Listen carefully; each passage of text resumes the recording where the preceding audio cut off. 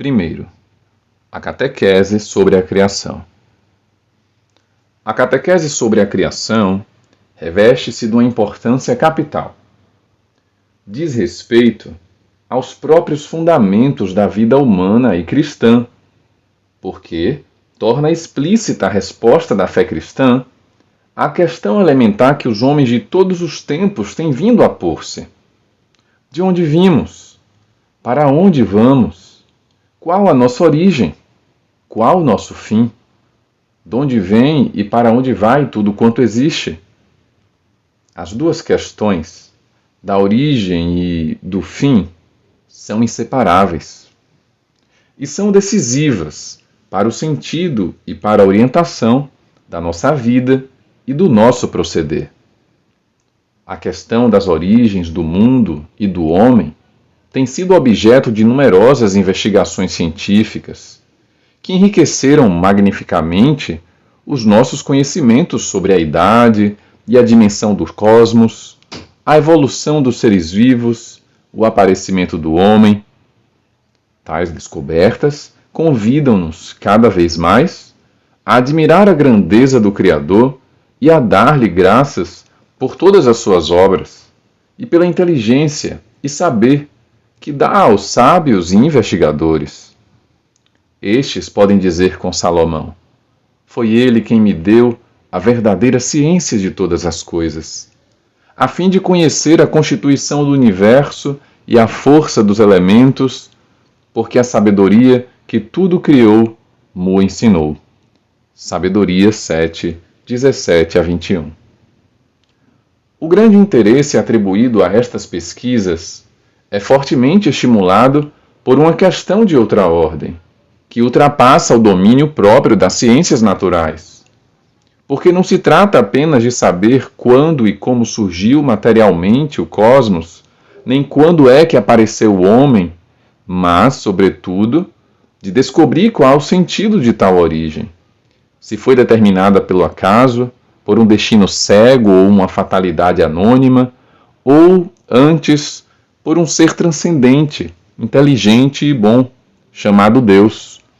E se o mundo provém da sabedoria e da bondade de Deus, qual a razão do mal? De onde vem ele? Quem é por ele responsável? E será que existe uma libertação do mesmo? Desde os princípios que a fé cristã teve de defrontar-se com respostas diferentes da sua sobre a questão das origens. De fato, nas religiões e nas culturas antigas encontram-se muitos mitos relativos às origens. Certos filósofos disseram que tudo é Deus, que o mundo é Deus, ou que a evolução do mundo é a evolução de Deus, panteísmo. Outros disseram que o mundo é uma emanação necessária de Deus, brotando de Deus como de uma fonte e a ele voltando.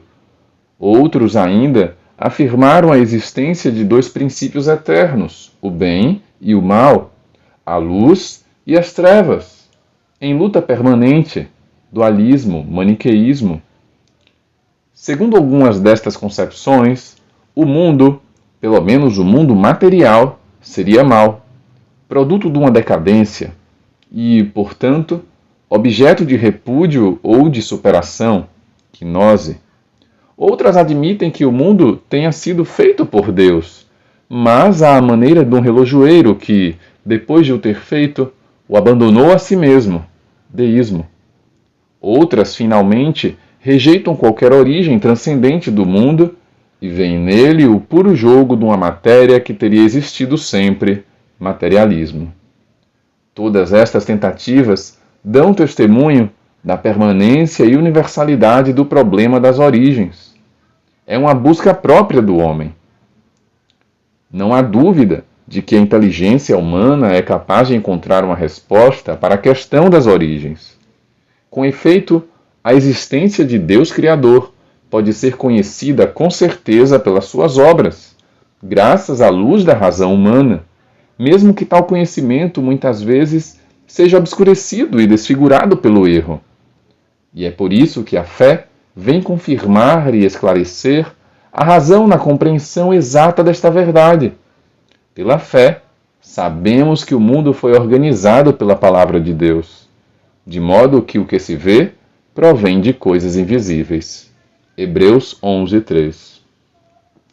A verdade da criação é tão importante para toda a vida humana que Deus, na sua bondade, quis revelar ao seu povo tudo quanto é salutar conhecer-se a esse propósito.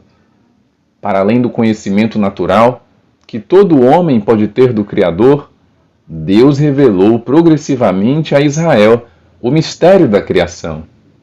Deus, que escolheu os patriarcas, que fez sair Israel do Egito e que, escolhendo Israel, o criou e formou, revela-se como aquele a quem pertencem todos os povos da terra e toda a terra, como sendo o único que fez o céu e a terra.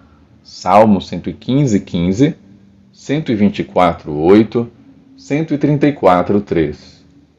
Assim, a revelação da criação é inseparável da revelação e da realização da aliança de Deus, o Deus único, com seu povo.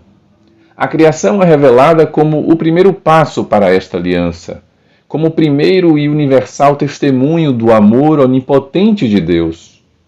Por isso, a verdade da criação é expressa com vigor crescente na mensagem dos profetas, na oração dos salmos e da liturgia, na reflexão da sabedoria do povo eleito.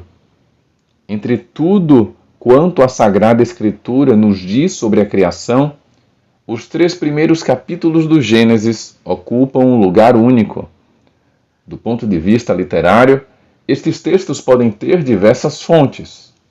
Os autores inspirados puseram-nos no princípio da Escritura, de maneira a exprimirem, na sua linguagem solene, as verdades da criação, da sua origem e do seu fim em Deus, da sua ordem e da sua bondade, da vocação do homem e, enfim, do drama do pecado e da esperança da salvação.